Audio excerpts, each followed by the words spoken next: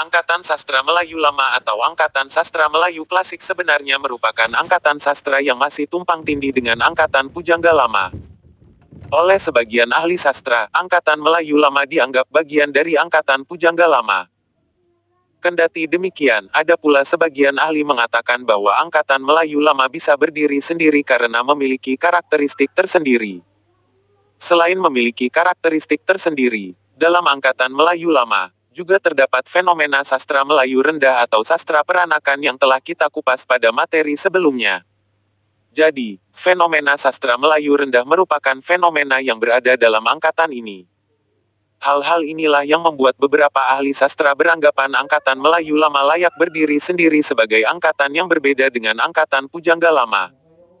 Sastra Melayu Lama sering dikatakan sebagai karya sastra Indonesia yang dihasilkan antara tahun 1870 sampai dengan tahun 1942 di lingkungan masyarakat Sumatera.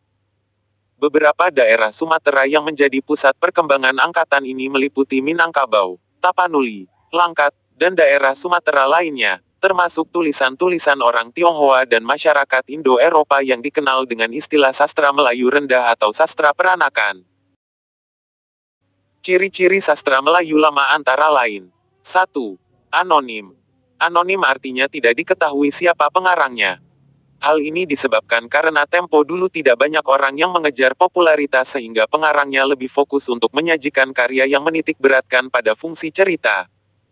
Beberapa contoh dari karya sastra Melayu klasik pada umumnya terdapat di setiap cerita-cerita klasik, seperti Hikayat Hang Tuah, Hikayat Raja Indra, Hikayat Indra Bangsawan, Hikayat Malim Demam, Hikayat Malin Kundang, dan lain-lain.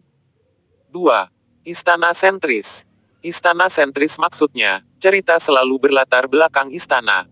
Tokohnya biasanya raja, pangeran, atau keluarga kerajaan. 3.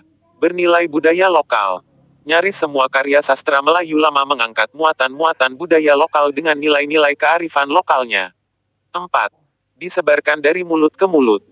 Cara penyebaran karya sastra Melayu klasik sebagian besar dilakukan secara lisan dari mulut ke mulut.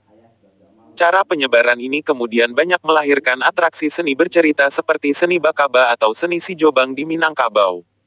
5. Didaktis.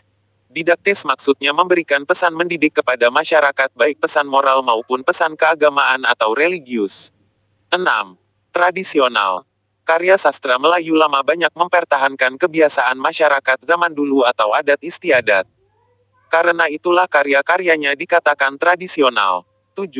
Klasik imitatif. Karya sastra Melayu Lama bersifat klasik imitatif karena bentuknya berupa kebiasaan tiru-meniru kisah yang diwariskan secara turun-menurun. 8. Universal. Dikatakan bersifat universal karena tema cerita dapat terjadi di mana saja, diceritakan kapan saja, dan dibawakan oleh siapa saja. Setelah berbicara masalah ciri angkatan, selanjutnya kita akan membahas tokoh-tokoh dari Angkatan Melayu Lama. Sebagian besar tokoh sastra Melayu Lama tidak tercatat karena karya kebanyakan bersifat anonim. Beberapa tokoh sastra Melayu Lama yang tercatat identitasnya, sebagian besar juga sudah pernah diulas dalam materi sastra Melayu rendah atau sastra peranakan dan dalam materi Angkatan Pujangga Lama di pertemuan sebelumnya.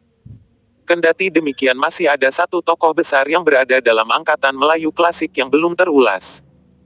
Belum terulas karena dia adalah bagian dari Angkatan Sastra Melayu klasik tapi bukan dari bagian sastra Melayu rendah. Tokoh tersebut adalah Raja Ali Haji. Raja Ali Haji bin Raja Haji Ahmad atau cukup dikenal dengan nama pena Raja Ali Haji. Dia lahir di Selangor pada tahun 1808 dan meninggal di Pulau Penyengat Kepulauan Riau pada tahun 1873. Karena banyak beraktivitas dan meninggal di Pulau Penyengat, maka dirinya pun populer dengan nama Raja Ali Haji dari Pulau Penyengat. Raja Ali Haji adalah ulama, sejarawan, dan pujangga abad 19 keturunan Bugis Melayu. Dia juga dikenal sebagai pencatat pertama dasar-dasar tata bahasa Melayu lewat buku Pedoman Bahasa. Buku yang menjadi standar bahasa Melayu.